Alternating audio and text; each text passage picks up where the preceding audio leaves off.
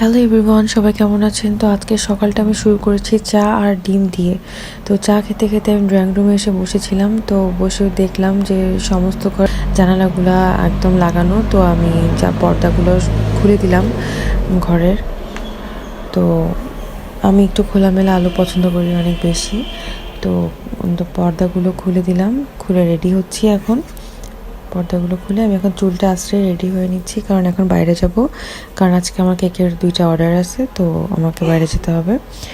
তো বাইরে যাচ্ছি হাঁটতে হাঁটতে। তো আমি রাস্তা দিয়ে হাঁটতে হাঁটতে দেখলাম একটা বাড়ির গেটের সামনে গোলাপ ফুল ফুটে আছে, এত সুন্দর লাগতেছিল। তো দেখতে দেখতে তারপর চলে গেলাম কেকের দোকানে। তো আমার প্রয়োজনীয় যে জিনিসপত্রগুলো আছে তো সব আমি তানভীরকে বললাম, আমাকে সব কিছু দিল। সব কিছু কেনাকাটার পরে আমি চলে আসলাম সিঙ্গারার দোকানে। সিঙ্গারা দেখে আর মনে হচ্ছিল যে কিসের এত ডায়েট খাইতে হবে।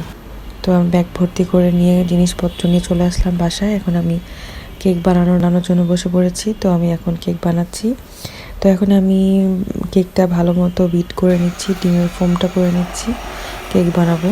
তো এখন আমি ডেকোরেশন করার জন্য পাইপিং ব্যাগের ভিতর ক্রিম ভরে নিয়ে তারপর কেকটা ডেকোরেশন করা শুরু করে দিয়েছি। তো মাঝখানে আমি ক্রিম দেওয়ার পর সেকেন্ড পার্ট আমি কিছু চকো চিপস দিয়েছি।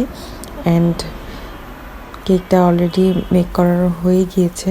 এই পর্যায়ে আমি কেকের উপর হ্যাপি বার্থডে যে নামটা ওইটা আমি বসাই ফেলতেছি।